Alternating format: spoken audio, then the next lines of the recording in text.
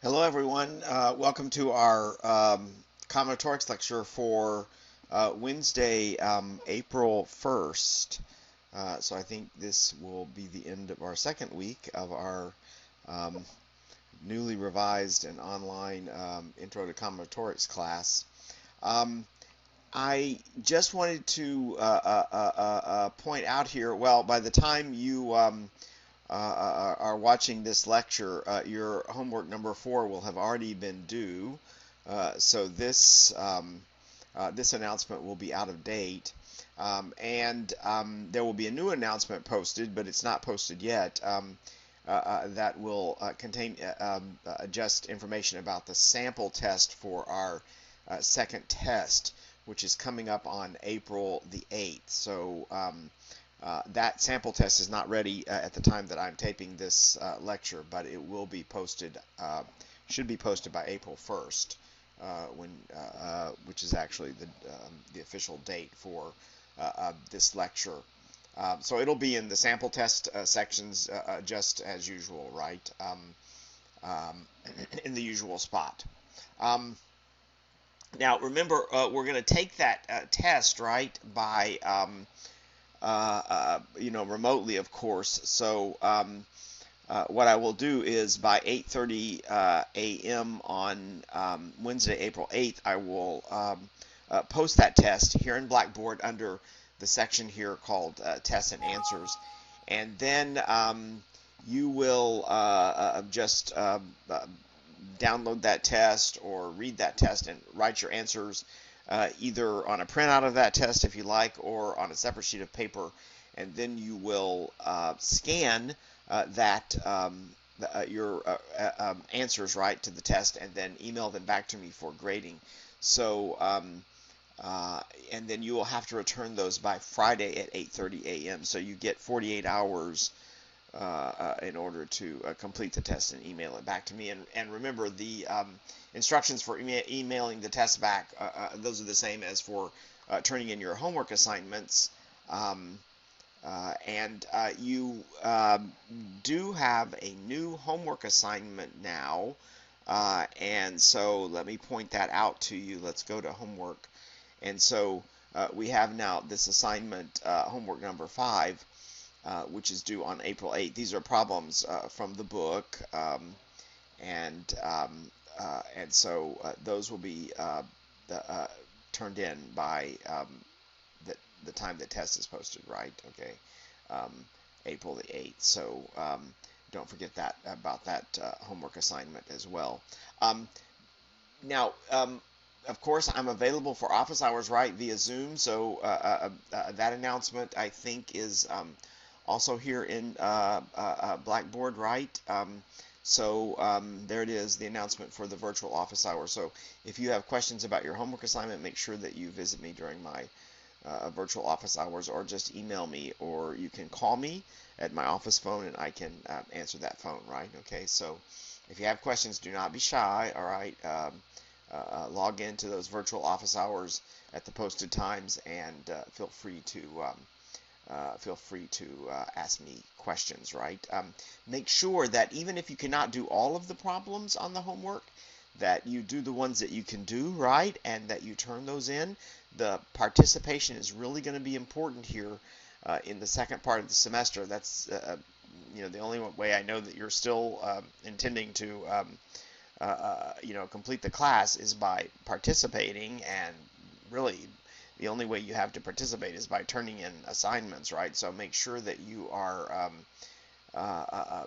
doing something on your homework assignments, right? The ones that you can do, and turning them in. And then if you have questions about the harder problems, you can always email me, or you can wait until, of course, until the answers are posted, right, to the homework assignments. Because I'll still be posting the answers to the homework assignments in the usual way. Okay, well, I think I said most of the things about just how the course is operating that I intended to say, okay? But again, if I've forgotten something, contact me, right? So email me, call me, or log on to the virtual office hours. Um, Last time we finished talking about the pigeonhole principle. Our homework number 5, the one that I just showed you, the new homework, that is all about the pigeonhole principle. And those problems are about the pigeonhole principle. They're taken from the text in that section of the text which talks about the pigeonhole principle. That's in chapter 3. We're now going to talk today about a generalization, though, of the pigeonhole principle called Ramsay's theorem. And actually, there are a lot of related results. So there's not just a single theorem. I mean, there's a main theorem called Ramsay's theorem, but there are lots of other theorems that are related to Ramsay's theorem. So this whole broad subject that revolves around Ramsay's theorem that I'm going to show you today is called Ramsey Theory. Okay, and so that's actually a generalization of the pigeonhole principle, but kind of a deep philosophical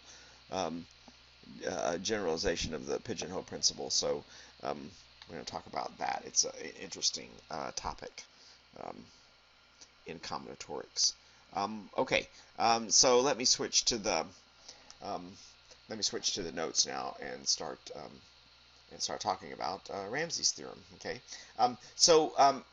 Ramsay's theorem concerns itself, and it's one of actually several theorems in mathematics that concerns itself with the question of when will order appear in relation to disorder, or when must order appear in some sort of a situation or some sort of structure in relation to disorder. So I want to give you a famous example that you kind of may be familiar with, or you've certainly heard things similar to this mentioned before. Okay, and so this is an amusing example, but it does take up this question of again, when must order appear in a structure or in a situation in relation to disorder. All right, so here's the setup for what's known as the infinite monkey theorem. Okay, so suppose that we this is kind of a loosely stated theorem, right? This is not stated formally correctly, but close enough to formally correct, or close enough to being rigorously correct that we can state it as a theorem. So suppose a monkey is placed at a typewriter and begins typing, and the monkey is going to type indefinitely. All right. Now, of course, we assume that as the monkey is typing, that the monkey is typing just random characters, right? So this is not a gifted monkey. The monkey is just randomly hitting the keys on the typewriter, right? And the monkey is just going to type indefinitely there, right, for an indefinite period. So what this theorem says is that for any probability you choose, right, for any probability you want to choose, so that could be 0.1 or 0.2 or 0.3 or 0.4 up to however high a probability you want. Of course, it has to be less than 1, correct, right?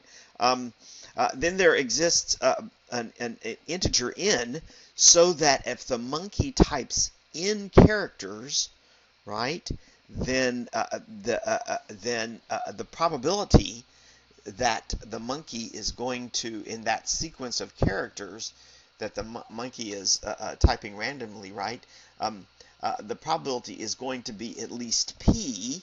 This was the value you chose, right?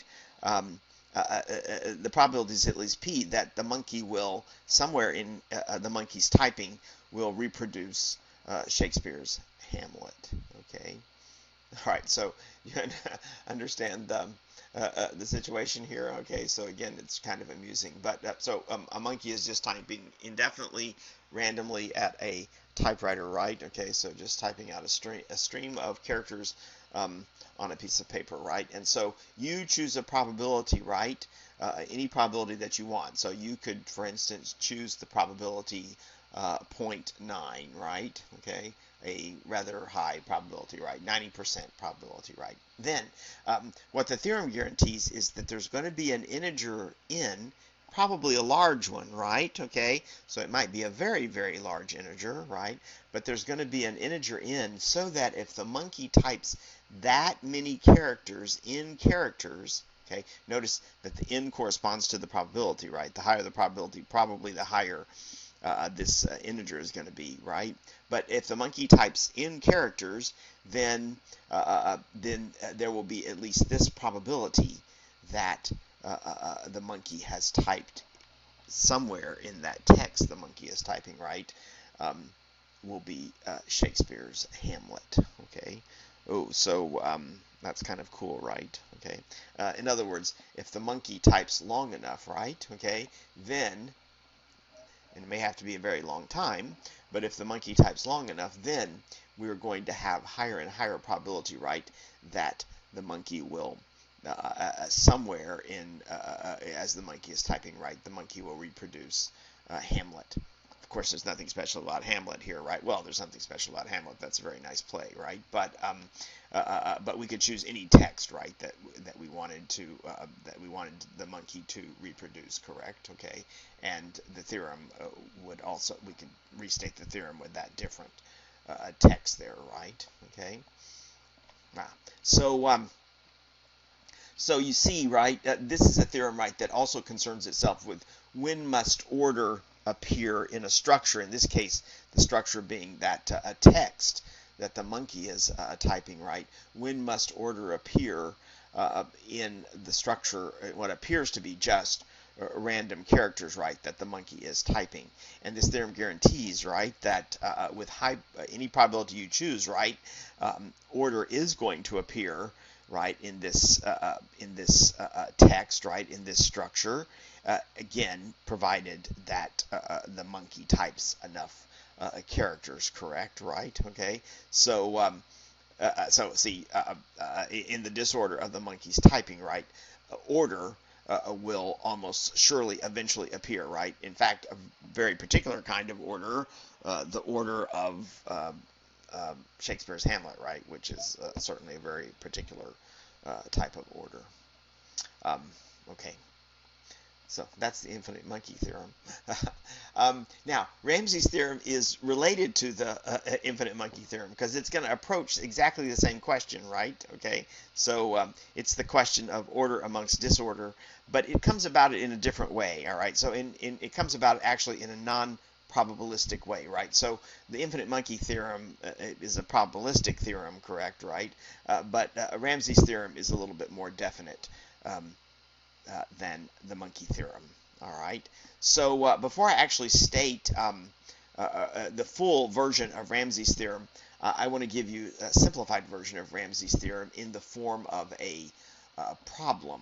Okay, and I'll explain, although it's pretty easy to see, how the question of order in disorder arises from this particular problem. All right. This is a very famous sort of puzzle problem.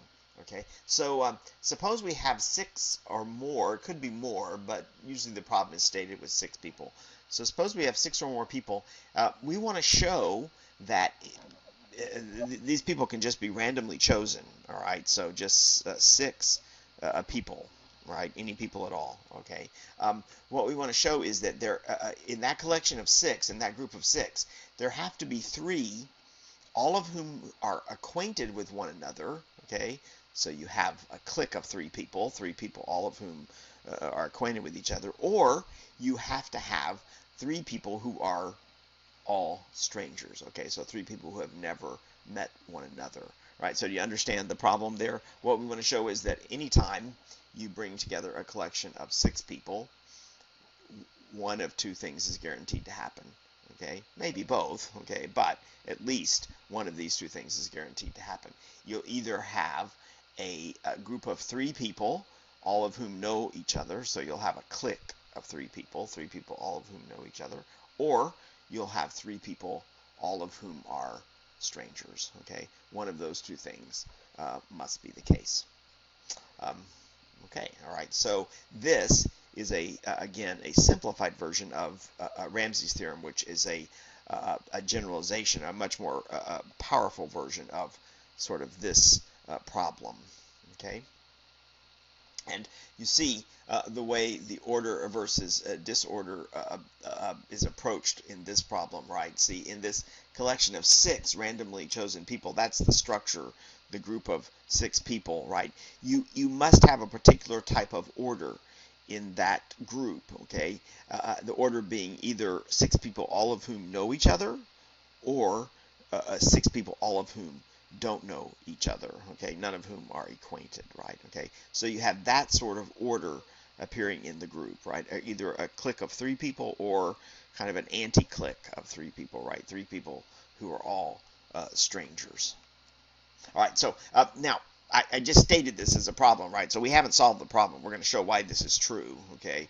But before we get to that, and to make the problem easier to understand, I'm going to restate this problem instead of a problem about a group of people, okay, which is very colorful, but I want to restate this problem as a problem about abstract networks, all right? So we're going to convert this into kind of a, we're going to write down kind of a 21st century version of this problem that's related to networks, all right? So, so I've got to define what I mean by network, but I have a very simple definition because we're talking about sort of abstract networks here. So a network is just going to be a collection of nodes, okay? So just a collection of nodes there that are connected by communication links, all right? So so in this picture, I've sort of diagrammed here a network, all right? So the black dots here represent the nodes. Do I have 9 of them? I think there are not, whoops, no, okay. This is a network with, I did it wrong there, 1, 2, 3, 4, 5, 6, 7, 8 nodes, okay?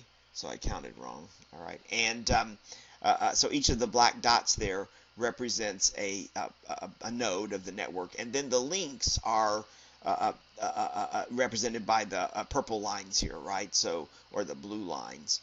1, 2, 3, 4, 5, 6, 7, 8, 9. Yeah, I think I got 9 there. 9 links there altogether. So that's just one example of a network, okay? And so in general, you know, the networks can have you know, any number of nodes, right? Okay. I guess a one-node network is kind of boring, but I suppose it could have just one node. So any number of nodes, and then any number of links connecting, right, those nodes. All right. Now, when you when you diagram a network like this, okay, especially if it has lots of nodes in it, it can appear very random and disorderly. So it's often very difficult to discern any sort of structure in the network, okay? You just have this collection of nodes and then just this you know, collection of links connecting them, right? So unless there's some sort of a very noticeable pattern or symmetry to the way the nodes are linked to one another, okay, then usually when you draw a network, it just looks very chaotic and random, okay? You really can't see any pattern typically there to the way the nodes are linked, right? Or you know, how to diagram the network, unless the links are drawn in a very particular, you know, symmetric fashion, right? But if the links are just drawn at random, then usually networks appear again very disorderly, okay, very scrambled, very jumbled. All right, but what Ramsey's theorem says is that disorder is in a way kind of an illusion, all right? Because Ramsey's theorem says that if the network is large enough, has enough nodes, then there's always going to be some level of order in the network, okay, right?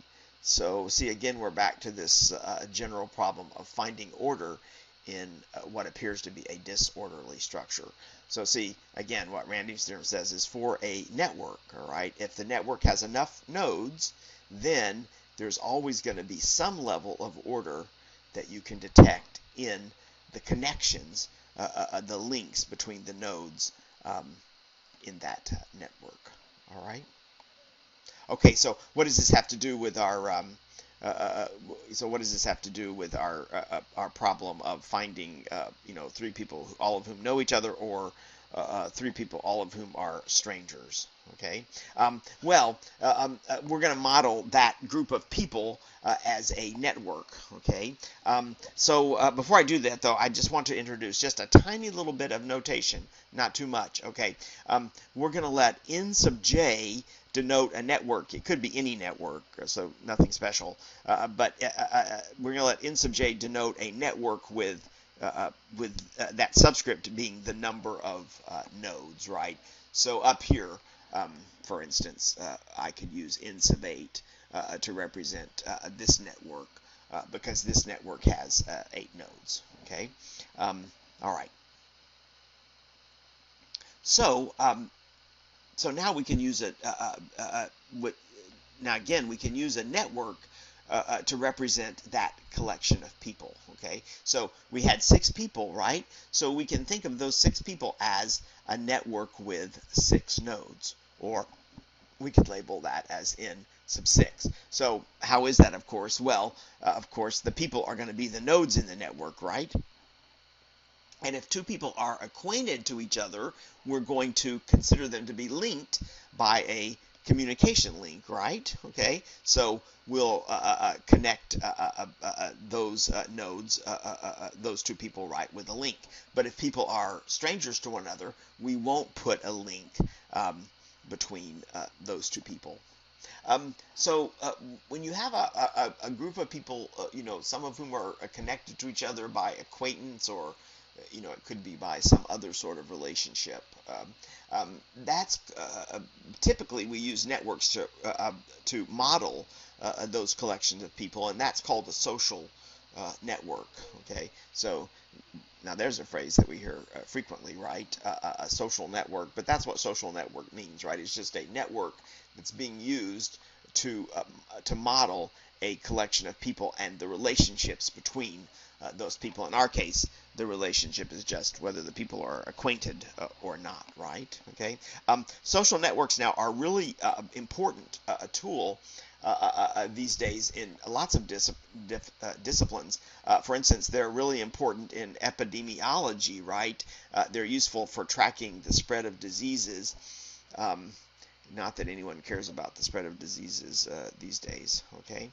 All right. So if we go back to problem 6 now, we're not interested in epidemiology necessarily. So what problem 6 states that is in a social network, right, n sub 6. So if you have a social network with 6 nodes, in other words, a social network with 6 people in it, right, then there are 3 nodes, all of whom are linked, right, or there are 3 nodes that don't have any links between one another, right? Okay, so you either have 3 nodes that form a triangle, all the links are connected, or you have 3 nodes, none of which are connected. So again, in this network of size 6, you must have some order, right? The order being either a triangle, right? 3 nodes that are connected, or 3 nodes that are completely disconnected. All right, so let me show you now why this is true. This is there's a nice easy argument for this, okay, and it involves the pigeonhole principle. Yay! Okay, so all right, so again, we're thinking of our 6 people, right, as being a network n sub 6, right? So the 6 people are the nodes of the network. So let's label the nodes of the network just so we can discuss them easily here, right? So I'm going to label the nodes of the network as p sub 1, p sub 2, p sub 3, up to p sub 6. So we can also think of this as just being the 6 people, right? Okay, as well. And let's think about p sub 1, that node in the network, or kind of person number 1, right, in our group of people, correct? So so after p1, after this node, right, there are 5 other nodes, p sub 2 up to p sub 6, and those nodes are either linked to p sub 1, right, or they are not, okay, right? So p sub 1 might be linked to p2, p sub 1 might be linked to p3, or not. P sub 1 might be linked to p4 or not, right, up to all the way up to p sub 1 might be linked to p6, or maybe it's not, correct?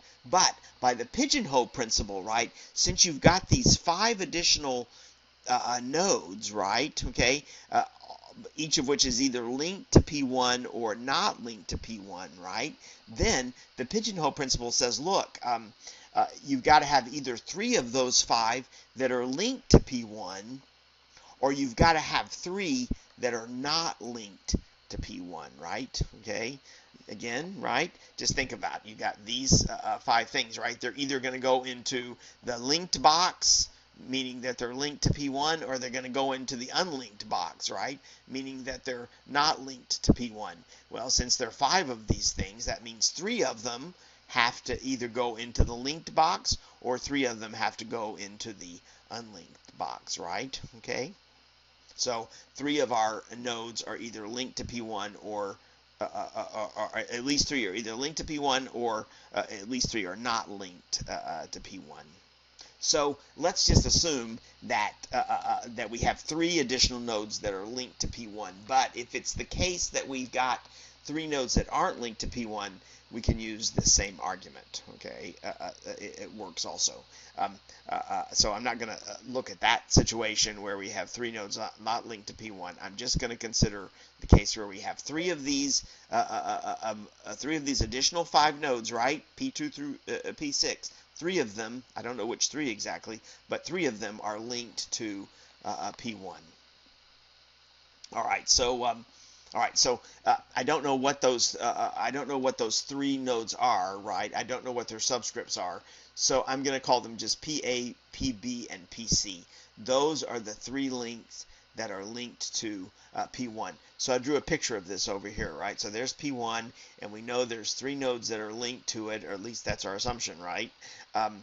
And so there they are, PA, PB, and PC. So this could be, 2, 3, and 4, or it could be 2, 5, and 6, right? I'm not exactly sure, right? And the subscripts don't really make any difference anyway. All right, now look. So what is the relationship here between these 3 nodes, PA, PB, and PC, right? Okay.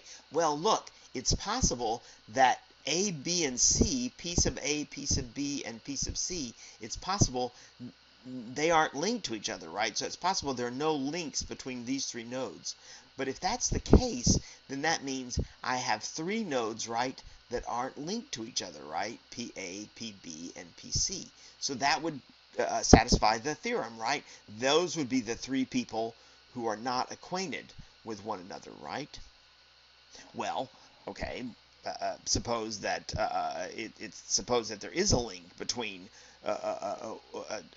2 of these nodes, right? So it could be that A is linked to B, or it could be that A is linked to C, or it could be that B is linked to C. Let's just suppose that A is linked to B, right? So suppose I have this link right here, okay? But look, if A is linked to B, then guess what? There are 3 nodes, right, all of whom are linked to each other, okay? So you have this triangle, right, okay? And of course, it would be the case if the same thing would be the case if A were linked to C, or B were linked to C, right? Okay, so there you've got it, right? You're either going to have 3 nodes that are not linked to each other, PA, PB, and PC, right? Or you're going to end up having 3 nodes that are all linked together. You're going to have this triangle. So that's just the proof of that's just the solution to the problem, right? So in a group of 6 people, we either have 3, all of whom are connected, all of whom are acquainted, or 3, none of whom know each other. Or you can state this in general for networks. If you have a network with 6 nodes, you've got to have either 3 nodes, all of which are linked, or you've got to have 3 nodes, all of which are unlinked to each other. All right, so that's the simple version of the simplest version, not the simplest version, but usually the one that's quoted most often version of Ramsey's theorem. All right, now let me show you here actually the full-blown version of Ramsey's theorem. Okay, Okay, so here's what Ramsey's theorem says. So again, it's not a probabilistic theorem. It says, suppose you pick a number bigger than or equal to 2, any number that you like, all right? And so this could be 3 or 4 or 5 or 6 or whatever you want, right? Then, so choose this number first, okay? But once you've chosen this value m, it says there is a positive integer p, okay? So that if you build a network with that many nodes in it, okay, so you have this positive integer p, right, that if you build a node with that many networks in it, okay, if you build a network with that many nodes in it, then you're guaranteed that m of the nodes will all be linked, or m of the nodes will all be unlinked. So in the specific version of in that problem, what we were considering is in that problem that we just solved, what we were considering is the case when m is equal to 6, right? No, I'm sorry. We were considering the case when m is equal to 3, right? And what we discovered is that p was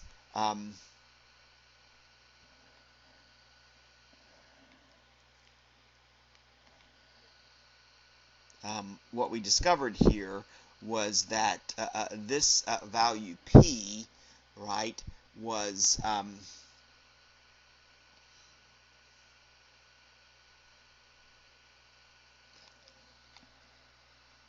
less than or equal to 6, okay? Because we discovered, right, if you chose a network of size 6, then you were guaranteed to have either a triangle, right, 3 nodes that are all connected, or you were guaranteed to have 3 nodes, all of which are not connected. The reason I didn't write p is equal to 6, right, is because we showed 6, right, was big enough. But it's possible that, because we didn't explore this case, right, it's possible actually that 5 is big enough, okay? It's possible that if we draw a network with 5 nodes, then maybe it also has to have 3 nodes, all of which are connected, or 3 nodes, all of which are disconnected. Okay, so I know 6 here, right? Okay, but maybe p is actually equal to 5, or maybe even possibly p is equal to 4, right? Okay, so that's what Ramsey's theorem says. It says if you have a large enough network, okay, if you have a large enough network, then you're going to be guaranteed that there's some order in the network in the form of a collection of nodes, all of whom are connected, all of whom are linked, or a collection of nodes, all of whom are not linked together.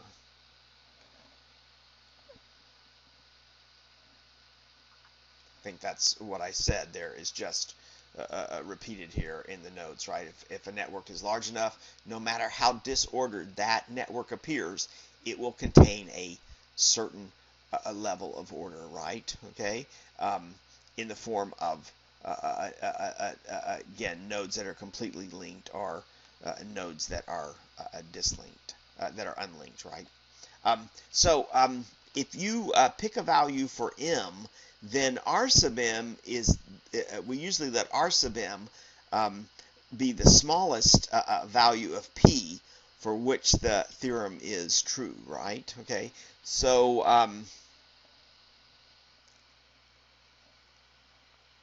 just a moment ago we proved that the smallest size of network, right, where we have to have at least a triangle or 3 unlinked nodes, right, okay, we proved that that would have to be less than or equal to 6.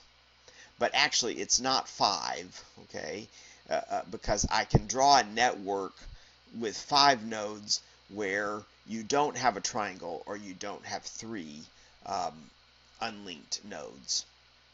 Here's a picture of one. It's very easy to draw. Okay, so if you draw this network with 5 nodes and you connect it like this, right? Okay, then so you just get a pentagon here. Then that, if you just look closely there, you'll see that network has 5 nodes, but it doesn't have 3, all of which are connected, or it doesn't have 3, all of which are unlinked. Okay. So what that means here is that R3 here is equal to 6. Okay. So again, let me. This is kind of subtle, so let me restate that. So in any network with, so we showed this, right? In any network with 6 nodes, okay, then again, 3 of them must form a triangle, or 3 of them are going to be unlinked, right? Okay. So in any network with 6 nodes, you're going to have 3 nodes that all of which are linked, 3 nodes all of which are unlinked. But R of 3 is not equal to 5, okay? Because here is an example of a network with 5 nodes, right? And you don't have this property that 3 nodes are a triangle, or 3 nodes are completely unlinked. All right. So the smallest number of nodes that guarantees, right, that you have a triangle or 3 unlinked is 6. All right. That's the smallest that's guaranteed to be that case. So that's what these values RM refer to. Okay. It's the smallest network that must have, not that does, but that must have either M nodes that are linked, all of which are linked, or M nodes, all of which are unlinked. And these numbers are called Ramsey numbers. They are notoriously hard to compute, however. Okay, these are amongst the most difficult numbers to compute in all of mathematics. And very little, in fact, is known about them, other than that they exist. Okay, so for instance, we know, and this is known since the 80s probably, we know that R4 is equal to 18. So what that means is that anytime you have a network with 18 nodes, then you've got to have 4 nodes, all of which are linked, or 4 nodes, all of which are unlinked. Okay? So, that's the smallest number of nodes that guarantees that this property will be true. So there are networks with 17 nodes, okay, where you don't have 4 nodes, all of which are linked, or 4 nodes, all of which are unlinked. Okay, don't have a picture of that, but there is one, at least one. Okay, so if you go below 18 nodes, this property it may not be true. But at 18 nodes, you know that either 4 of them will be linked or 4 of them will be unlinked. Okay, that is known. So if you ask for the number R5, that would be what's the number of nodes that's required in a network to guarantee that 5 of them are linked or 5 of them are completely unlinked.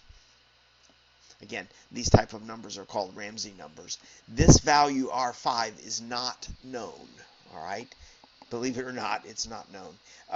It's somewhere between 43 and 49. That's all that's known, and it's been known that this value has been between 43 and 49 since the 1990s.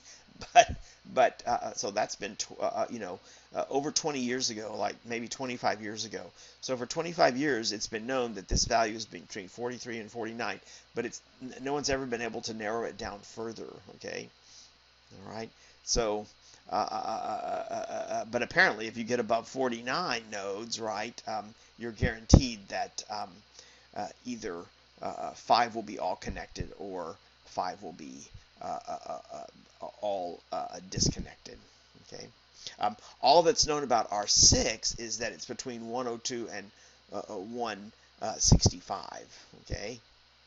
So if you get up apparently above 165 nodes, then you're guaranteed that 6 of the nodes will all be connected, or 6 of the nodes will all be disconnected. No matter how you connect the nodes in the network, that would have to be true. Okay, but we don't know about don't know much about smaller networks, right? All the way down to 102, it may be possible to create networks between 102 and 165 that don't have this property. Okay, all right. So these numbers are notoriously difficult to compute. I left as a question for you, what's the value of R2? So what's the smallest network that would guarantee that either you have 2 nodes, both of which are connected, or 2 nodes, both of which are disconnected? Okay, so what is the value of R2? All right, so so there is there's our generalization of the Ramsey's theorem, right? And again, I'm sorry, there's our generalization of the pigeonhole principle called Ramsey's theorem. And again, the problem that addresses is this very general mathematical problem of when in some large structure, be it a network or some other structure, right? When are we guaranteed in that structure that some type of order will appear in the structure, even if the structure has been created randomly? When are we guaranteed that some sort of order will appear in the structure? Okay, all right, so there's our brief introduction to Ramsey theory. All right, now I'm going to stop. I'm going to pause here for a little bit, and then we're going to come back and take up a question not related to the pigeonhole principle. All right, we're going to go back to counting a little bit, and we want to revisit a counting technique that we talked about right at the beginning of the course, and that was the method for counting the union of 2 sets, right?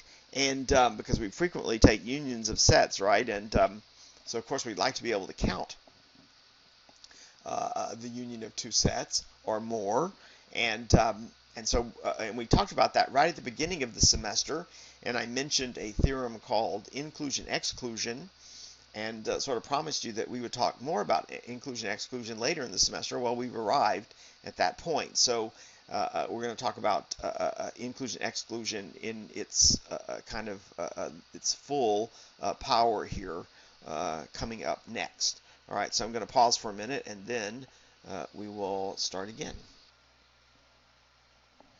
Okay, before we pause there, I mentioned that we were going to return to the theorem called inclusion-exclusion, right, which is useful in helping us find the cardinality of the union of 2 sets. So we had exactly this theorem stated way back earlier in the semester, and so I called this theorem inclusion-exclusion version 1. And this is really the simplest version of inclusion-exclusion, because this allows you to find the cardinality of 2 sets, the union of 2 sets when the 2 sets are disjoint. And so that's a very easy theorem, right? If you want to find the cardinality of A union B, but A and B do not overlap, right? They're disjoint from one another. Then you just add the cardinalities of the 2 sets together, right? So that's a very simple theorem, easy to understand, right, why that would be true. And now actually you can use this theorem to prove the second theorem, which we've been using a lot throughout the course, right, for finding the cardinality of the complement of a set, right? So theorem 2 says, right, if you want to find the cardinality of the complement of a set in a universal set, so you're assuming that A here is a subset of some larger set U, right, then the cardinality of the complement of A, right, is going to be the cardinality of the universal set, right, that contains A minus the cardinality of A. So we've been using this theorem actually a lot more than this one, I think, in helping us count various sets. But now we're going to look at some generalizations of the simplified version of inclusion-exclusion, because now we want to be able to find the cardinality of the union of an arbitrary number of sets, right? Not just limiting ourselves to just 2 sets. So what's the cardinality of the union of 3 or more sets? And also, we don't want to worry about the sets being disjoint. So we want to be able to count the size of a union of sets, even if the sets overlap, right? Even if the sets are not disjoint, all right? So we're going to look at more complete versions, right? Fuller versions of this so-called inclusion-exclusion theorem.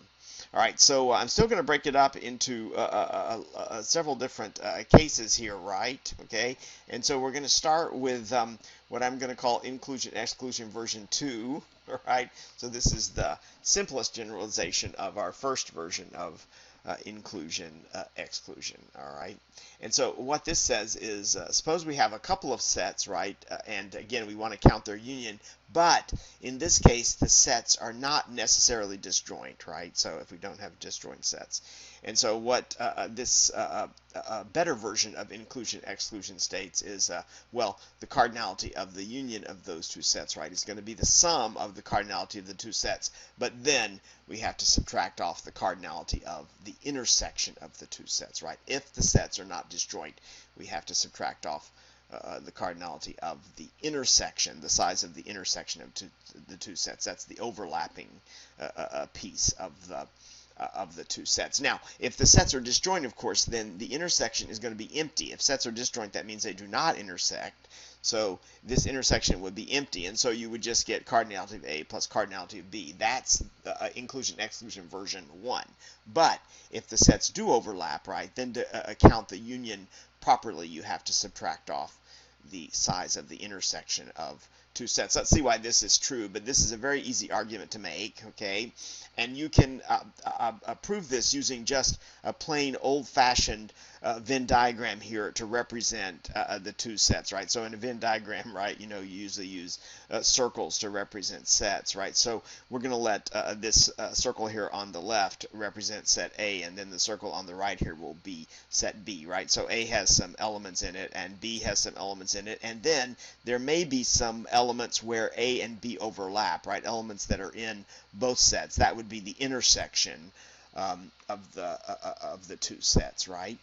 So so in this counting theorem, right, notice it says to count the union of the 2 sets, right, what's the size of both sets combined? Well, you start by taking the size of A, right, all the elements in A, and then you add that to B, right, all the elements in B, correct? So count all the elements in A and then count all the elements in B, and you add those 2 things together. Well, notice what's going to happen here. If you have an element that is in A that is not in B, right? Okay, so this is like this element lowercase a here, right? Then that will get counted in the cardinality of A, correct? So that's fine. And then if you have an element like this element lowercase b here on the left that's part of the set B, right, but is not also contained in A, well, that will get added into the union of the 2 sets, right, when you add in the cardinality of B, okay? But the problem occurs, right, it was with elements like X here that's in the intersection of the 2 sets, right? Notice that when you take the cardinality of A and add in the cardinality of B, since X is in both sets, it's going to get counted twice, right? So you're going to get X counted twice, right, when you add these 2 cardinalities together. So you're going to end up overcounting X. You're going to end up, in fact, double counting X, right? You'll count it as part of the cardinality of A, and you'll also be counting X as part of the cardinality of B. So you have to compensate for that overcounting, right, to get the cardinality of the union correct. So what you have to do is subtract off, right, one occurrence of X. In other words, you have to subtract off, right, the intersection of these 2 sets, because elements that are in the intersection of the 2 sets, right, are going to get, like X, are going to get counted are going to get counted twice, right? So if you subtract those off once, then you will have the union counted properly, okay? So that's essentially the proof of the second version of inclusion-exclusion, right? That's why we have to subtract off the intersection of the two sets.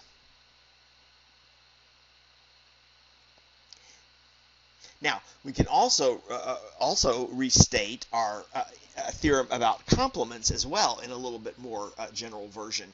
So you know from elementary set theory, right, that if you take the union of two sets and then take the complement of that union, that's going to be the intersection of the complements of the two sets. So I'm not going to prove why this is the case, but this is just a fact from, again, from elementary set theory, right? The complement of A union B is A complement intersect with B complement. And now we can use this fact to write down a more sophisticated version of our complement theorem, right? So suppose we have two sets, A and B, that are subsets of a universal set U, okay? And then what this theorem says is that if you want to find the size or the cardinality of the complement of A union B, well, again, that is going to be A complement intersect B complement. So this cardinality will be the same as this cardinality, right? But that's going to be the universal set, right? The size of the universal set minus the size of the union of the two sets, right? That's just what we know about complements, correct? So A union B complement will be the universal set. The cardinality of that set will be the cardinality of the universal set minus the cardinality of A union B. And now by our previous theorem, right, that would be, let me write this out here, right, that would be the cardinality of U, right, minus, and then how do we count the cardinality of the union there? That's the cardinality of A plus the cardinality of B, right, minus the cardinality of A intersect B. And now when you distribute this minus sign through, right, you get the cardinality of U minus the cardinality of A minus the cardinality of B plus, right, the cardinality of the intersection.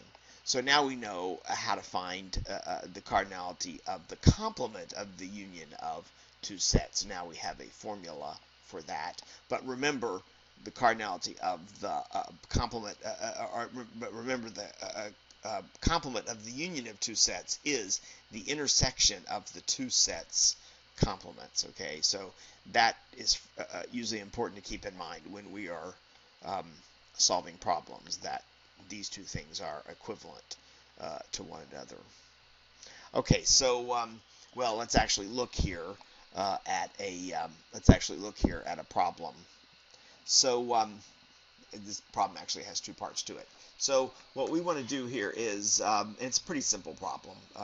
Find the number of integers between 1 and 1200 inclusive, so that means including 1 and including 1200, that are divisible by 5 or divisible by 6. Okay, so how many numbers between 1 and 1200 are divisible by 5 or divisible by 6? All right, so that or there is kind of a signal to us that we're talking about a set union, right? So we're going to set up two sets in order to solve this problem. Let's let A be the integers divisible by 5, okay? And then let's let B be the integers divisible by 6. So that means that A union B, the union of these two sets, right, would be integers divisible by 5 or 6.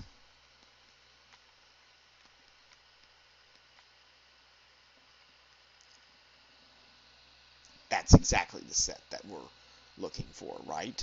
Okay. All right, so very simple setup there, right? So we're trying to find the cardinality of this union, correct? And so now our inclusion-exclusion version 2, right, can we can apply that very easily, right? So that's going to be the cardinality of A plus the cardinality of B, right, minus the cardinality of the intersection of these two sets. Well, these two sets are very easy to count now. This one we'll have to think a little bit more carefully about, right? Okay, and in fact, we may want to write that down. What is A intersect B, sort of in words, right? What is that set? But before we get to that, let's see if we can find the cardinality of A. So we want to know integers between 1 and 1200, right? Inclusive, so that includes 1, it includes 1200. Integers that are divisible by 5, right? Well, I think that's easy to compute, right? Because I think every fifth integer, right, between 1 and 1200 would be divisible by 5, right? Every fifth one. So 1, 2, 3, 4, 5, right, is divisible by 5. 6, 7, 8, 9, 10. 10 is divisible by 5. 11, 12, 13, 14, 15 is divisible by 5, right? And then 16, 17, 18, 19, 20 is divisible by 5, right? So every fifth integer here, all the way up to 1200, including 1200, right, is going to be divisible by 5. So it looks like the cardinality of A, pretty easy to count there, right?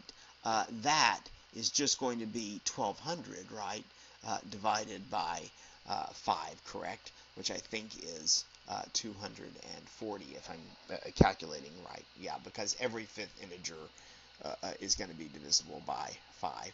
And then we can use the same logic here, right, for determining the cardinality of B, because every sixth integer between 1 and 1200, including 1200, will be divisible by 6, correct? So altogether, the number of integers divisible by 6 in that range would be 1200 divided by 6, which is 200.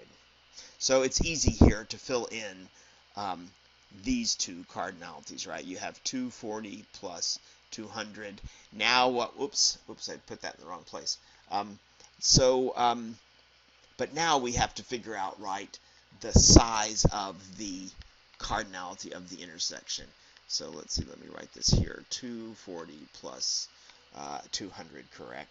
But now we have to subtract off the size of the intersection. But what is the intersection of A and B?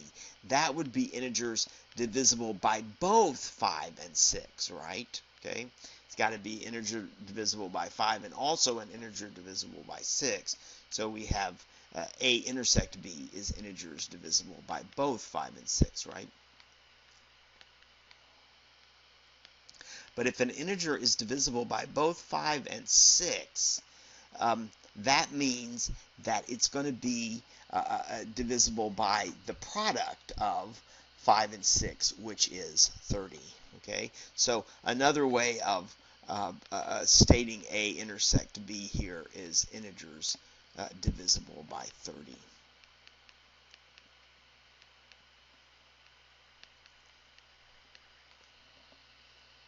And that now is pretty easy to count, correct? Okay, because we can use exactly the same logic as we did for counting A and B, right? So the cardinality of A intersect B, right, is going to be just 1200 divided by 30, right? Because every 30th integer between 1 and 1200 is going to be divisible by 30, and 1200 divided by 30, I think, is 40, right?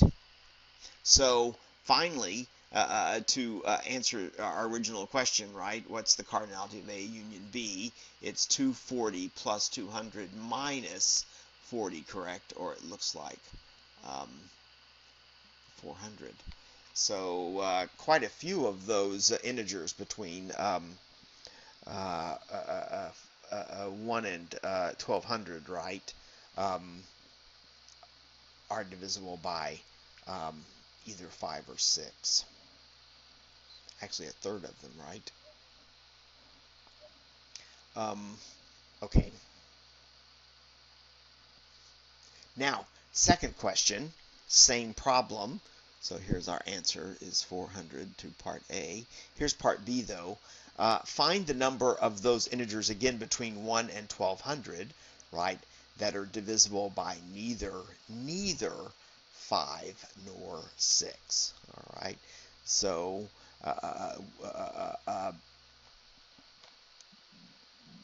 what numbers, right, between 1 and 1200 can you not divide evenly by 5? Can you not divide evenly by 6? So, for instance, 1 would be such an example, right, because 1 is neither divisible by 5 nor 6, or 2 also, right, would be an example, because 2 is neither divisible by 5 nor 6. So, so in set theoretic terms, right, I think what we're looking for here is the complement of the set that we found in part A, right? Okay, so in part A we found integers divisible by 5 or 6, right? So its complement is going to be integers divisible by neither 5 nor 6. So we're just trying to count a complement here. All right, so let's recall, though, that A intersect B complement, right, is going to be the same, A union B complement is going to be the same as A complement intersect B complement. So if we find the cardinality of this set, right, that's the same as finding also the cardinality of this set as well. And by the way, the cardinality of this set is the reason I wanted to point out that set, right, is not divisible by not divisible by 5, right, and not divisible by 6, right? That was exactly the set there that we were looking for. All right, so let's see, what does our theorem say? Our theorem says that this is going to be what? The cardinality of your universal set, right, minus, what was it? The cardinality of A, right, minus the cardinality of B, right, and then plus the cardinality of the intersection of A and B. But let's see what is our universal set here. Well, our universal set is all of the numbers between 1 and 1200, right? So this cardinality is 1200, right? Minus the cardinality of A. We discovered that before to be 240, right? Minus the cardinality of B, which we discovered to be 200, correct? And then plus the cardinality of the intersection, which we discovered to be 40. So we end up there with, of course, 800, right? Which is exactly the answer, right, that we were expecting from our previous result. Okay.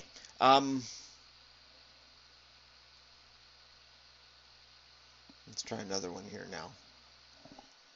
All right, so how many permutations of the integer segment 7 are there such that 3 immediately precedes 4 in that permutation, right? Or 5 immediately precedes 6 in the permutation, okay? So remember, permutations of the integer segment 7, right, they're going to look like this, right? They're just rearrangements of the numbers of the digits 1 through 7, right? So 3, 5, 4, 1, 2, 6, 7, for instance, right, would be one of the permutations, right, of that integer segment 7. But we want to count the ones where 3 immediately precedes 4, right, or where 5 immediately precedes 6. So it looks like this permutation, right, would not make it into the set that we're interested in counting, right, because we don't have 3 immediately preceding 4. Although 3 does precede 4, it doesn't immediately precede it. And we don't have here 5 immediately preceding 6, right? Although 5 does precede 6 in this permutation, it doesn't immediately precede 6. So this permutation, right, is not going to be in the set here that we're interested in counting. Okay. All right. So let's see if we can break this down into 3 sets, and I think that's pretty easy to do, right? Let's let A just be permutations, right? Where 3 immediately precedes 4, right?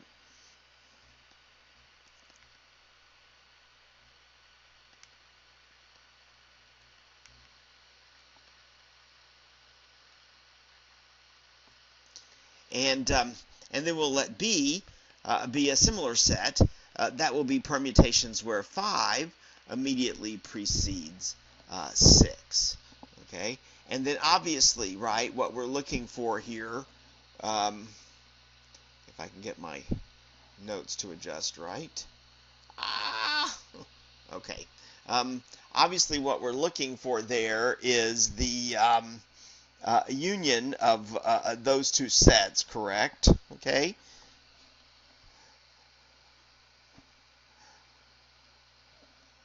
Okay, well, Journal has stopped on me here, so I'm going to have to see if I can restart the program.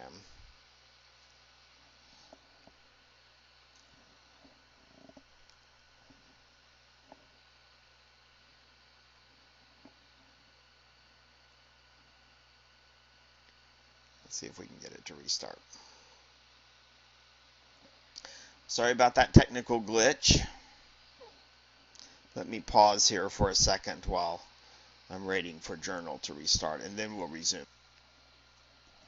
Okay, let's resume. We're going to let A be the set of permutations where 3 immediately precedes 4, right? And then again, looking at the set of permutations of this integer segment 7. And then let's let B be the permutations where 5 immediately precedes 6, right?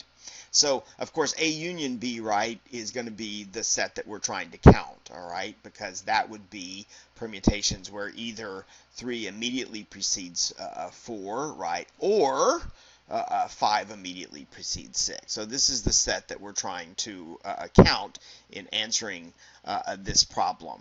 All right, so that's the union of 2 sets, right? So again, we can use our inclusion-exclusion version 2, right? So we know the size of this set would be the cardinality of A plus the cardinality of B, right, minus the cardinality of the intersection of A and B. So if we can figure out these 3 cardinalities separately, correct, then we'll have it, right? We just have to fill them into this equation, right, and do the arithmetic. All right, so what would the cardinality of A be here? How many permutations would we have where 3 immediately precedes 4? Well, you know the number of permutations you're going to have altogether is easy, right? That's going to be 7 factorial because you're just arranging 7 objects, right? If you're just permuting all 7 of these digits. But we're interested in just the permutations where 3 immediately precedes 4. So let's assume that that's going to be the case, right? 3 and 4 are going to be together in the permutation, right?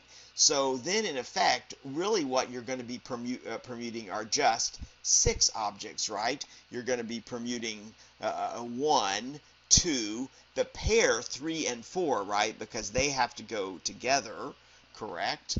So 1, 2, the pair 3 and 4 because they have to go together, and then 5 and 6 and 7, right? So in counting the size of A, permutations where 3 immediately precedes 4, you're really just thinking of permuting 6 objects, right? 1, 2, this pair that have to go together, 3 and 4, and then the digits 5, 6, and 7. So the size of A is just going to be 6 factorial, right? Because you're really just permuting 6 objects if you know that the 3 has to immediately precede the 4. It's going to be the same thing for B, right? Permutations where 5 immediately precedes 6 means you're really just permuting 6 objects, right? 1, 2, 3, 4. The 5 and the 6 are a pair that have to go together, and then the 7. So the number of permutations in B, again, is just going to be 6 factorial. Now, what about for A intersect B? Well, it's helpful to write down what that means, right? So A intersect B, that would be permutations where the 3 immediately precedes the 4 and as well, the 5 immediately precedes the 6. So again, how many objects are we really permuting if 3 must immediately precede 4 and 5 must immediately precede 6? Well, you would be permuting 1, 2, the pair 3, 4, right, because they have to go together. The pair 5, 6, because they have to go together, right, and then the digit 7. So that looks like you're only permuting 1, 2, 3, 4, 5 objects, right? So A intersect B, its cardinality is going to be 5 factorial. So let's fill that in finally now into our formula for A union B. So it's what? 6 factorial plus 6 factorial, or 2 times 6 factorial, right? And then minus 5 factorial. So you can do those calculations and see exactly what that number is, right? So that would be permutations where either 3 immediately precedes 4 or 5 immediately precedes 6. Okay, we're running out of time here, so I'm not going to start with inclusion exclusion version 3, okay? But as you can guess, that's going to help us count unions where we have 3 sets, right, in the union. And again, we are going to get a little bit more complicated formula. After we've looked at this case where we're taking the union of 3 sets, then we're going to jump to finally the final version, version 4 of inclusion exclusion. That's where we're going to be counting the union of an arbitrary number of sets. So we're going to go sort of 2 sets and then 3 sets, and then we're going to jump up to inclusion exclusion with an arbitrary number of sets. But let's look at 3 sets before we do that. Okay, I want to stop there before I run past our hour and 15 minutes, right? So remember, our first test is going to be on April 8th via email, right? Okay. Also, one thing I want to mention is that you need to be aware of, you probably got emails about this. The grading policy for the class has been slightly relaxed, right? This is by university decisions. So at the end of the semester, you'll be able to either keep your letter grade that you get, or you can switch to grading a pass-fail, okay? So, but that will be your option at the end of the semester. Pass-fail, of course, does not count in your GPA, right? Okay? But I think if you keep a letter grade, it will count in your GPA, okay? All right, so I'll talk more about that, or I'll link to that, description of that policy later. Okay, so I will see you again on Monday. Don't know what the date is going to be for that, right? April 6th, right? I think so. All right, so that will be our next lecture. All right, see you then. Bye. Keep safe.